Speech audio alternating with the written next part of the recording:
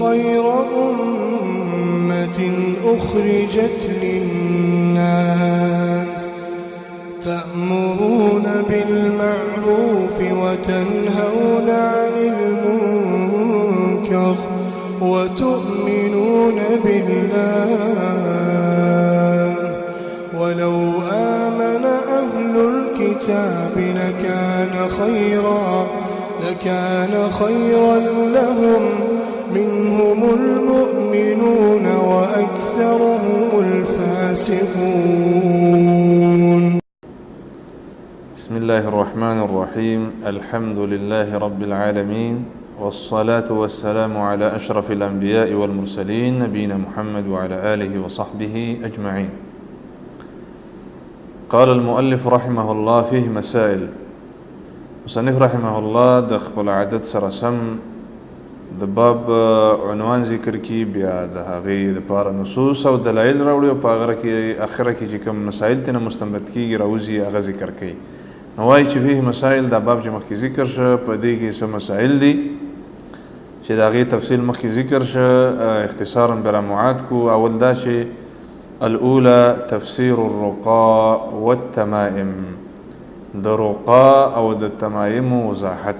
موږ وکړو چې رقا جمع د رقیتون د عزائم مرتوی او تفسیر دغه دی چې ان كانت الرقیة من کلام الله که د الله د کلام نه وي دا رقیه نو فهي جائز بالاتفاق جائز ده. او که چرته د منتری وي دمدرهی وي نو فهي شرک اکبر بالاتفاق. او تمائم جمع د تمیمتون د تعویز ته وایي. نو دا پکې موږ بیان وکړه که د قرآن نه علاوه بل څه وي نو دا خو بالاتفاق شرک دی او کفر دی، یا جبریل یا میکائیل یا فرعون یا حمان. او که چېرته د قرآن نه وي نو بیا پکې هغه اختلاف دی او راجح پکې دا ده چې ځان ساتل ترې نه پکار دی، لکه عبدالله بن مسعود د دې خبرې طرفدار دی. دویمه الثانیة تفسیر التوله.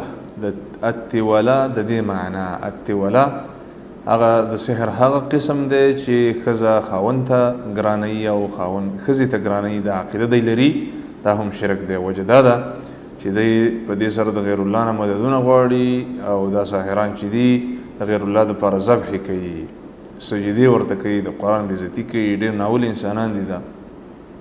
الثالثة دریم ان هذه الثلاث كلها من الشرك من غیر استثناء.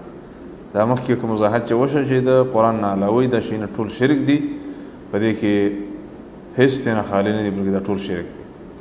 څلورمه خبره پکې دا هم ده چې ان الرقیة بالکلام الحق من العین والحمى ليس من ذلك. دم اچول چې چا نظر لګېدلی یا بیماري نو هغه په دې شرک کې نه داخلېږي. موږ ویل چې هغه بالاتفاق جایز دی. الخامسة أن التميمة إذا كانت من القرآن فقد اختلف العلماء هل هي من ذلك أم لا.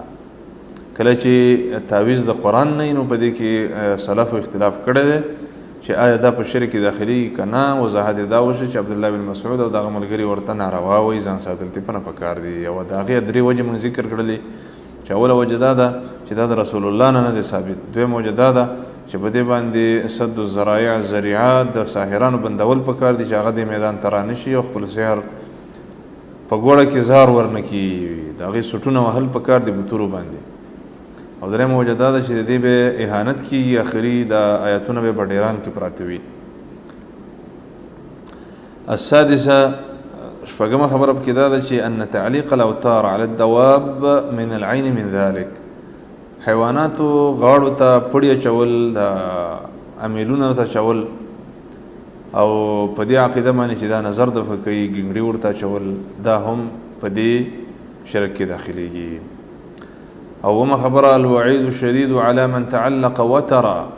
هغه چا دپاره ډېره سخته ویره ده چې هغه په دې مصیبت کې مبتلا وي.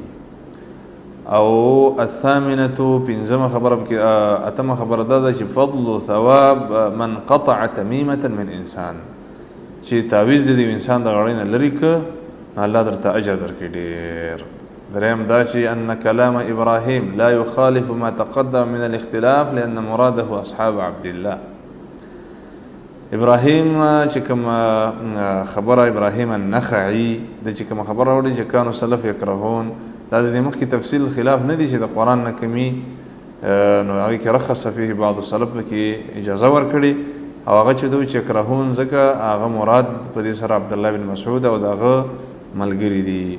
نو دا مختصر وضاحت وشه د الرقا والتمائم، دا مسله لکه تفصیلی وي د دې د وجه نه مختصر وضاحت دا دی چې هر دم دا شرک نوي، همدارنګه هر تعویز دا شرک نوي، او تفصیل دا دی چې دم که ان كانت من کلام الله د الله د کلام نوي نو دا جایز دی بل اتفاق، او که د غیر الله نه پکې مدد غوښتل شوی یا جبريل یا حامان یا دم درهی دا پکې وي نو دا بل اتفاق شرک دی، شرک اکبر دی، انسان په د اسلامي ملت نه خارجيږي.